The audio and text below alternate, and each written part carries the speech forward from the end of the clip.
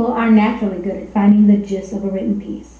And the people we find with the most talent for this tend to be dyslexic. That's right.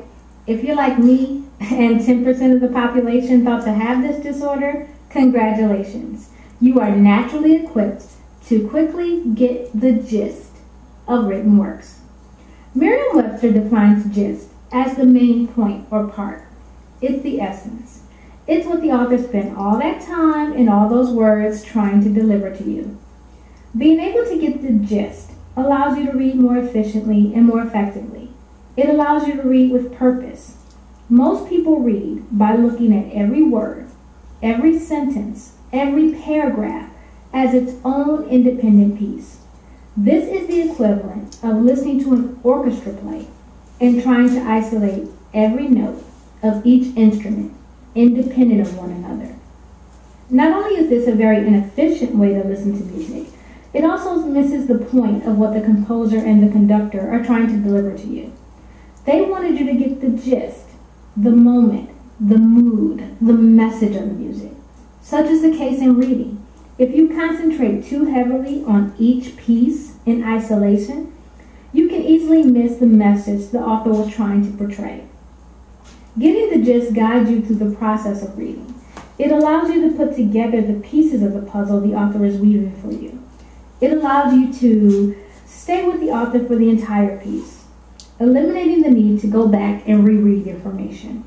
It helps you place the author's work not only in short-term, but long-term memory by more quickly linking it to other information you're familiar with. It even allows you to compare and contrast with other information you've encountered in the past, having a proper dialogue with the piece while reading through it. It takes you from simply reading a piece to engaging with the author and making the time taken to read more worthwhile. Gist puts you in the proper frame of mind to read the piece as intended.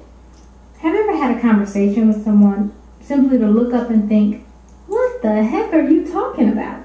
Yeah, reading for the gist helps that not happen so often. You will be much more properly grounded in the conversation your mind is having with the author, increasing your reading efficiency and reading comprehension significantly. There really is nothing worse than reading a chapter in a book, then realizing you have to read it again because you didn't get the point. And when you're taking a timed test, from the CLEP exam to the SAT to a final exam, you don't have the option of having to reread passages. You have to get the point the first time you read through a passage. So, now you know what gist is, and you're convinced you want to get good at finding it. How do we help that happen? I'm going to give you 4 steps to improving your reading and helping you quickly and efficiently find the gist of a piece of writing, no matter if it's a paragraph, a blog, a chapter in a book, or an entire textbook. The first step in improving your speed when getting the gist is whenever you're reading a piece, no matter the length, you should always be asking yourself, what is the point?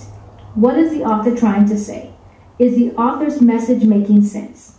As you move through the piece, keep asking yourself if the author is making the same point, or has the author switched focus.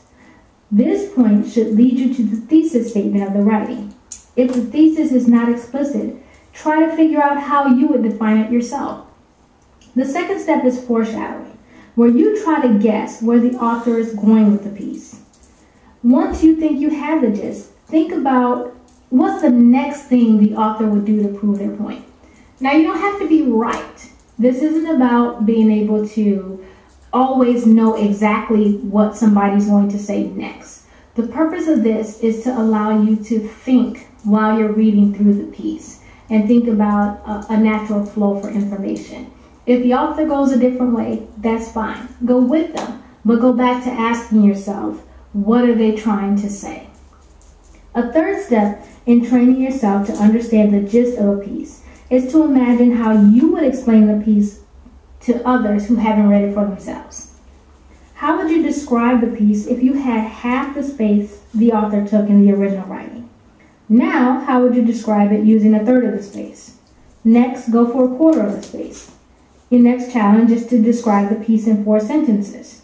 Your final challenge is describe the piece in 1 sentence.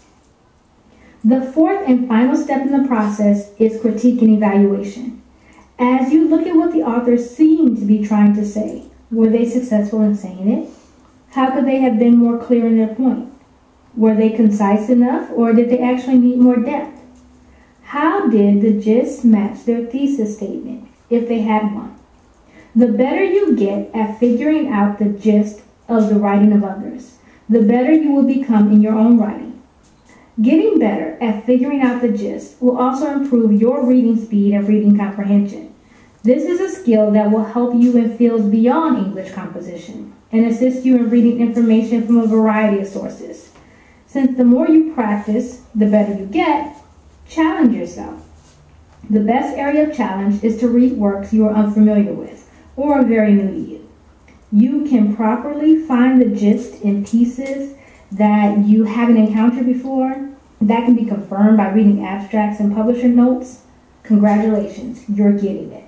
You have developed the skill to a point where it will be useful to you throughout your studies, no matter where they may take you. Now to recap, the gist is the essence of the author's work. Being able to properly determine the gist of a work quickly will greatly improve your reading speed, efficiency, and comprehension, as well as your own writing. There are 4 steps outlined in this video to help you increase your skill in finding the gist of a written piece. The first step is to always ask yourself, what is the point when reading through a work? The second step is to try and predict where the author will go next in their writing, then confirm if you are right or not. The third step is to see if you can summarize the gist of an article using a half, 1/3, 1/4 of the space used by the author. Next, try to explain it using 4 sentences. And finally, can you explain the essence of the piece using just 1 sentence? The fourth and final step is to evaluate just how well the author did in providing a piece where the gist could be discovered and learned quickly and efficiently. Challenge yourself by following these steps using writings you are unfamiliar with. Remember, writing should flow like a beautiful musical orchestra piece. You should be able to quickly determine the tone, the flow, the mood of the piece as it helps guide you through the interacting parts.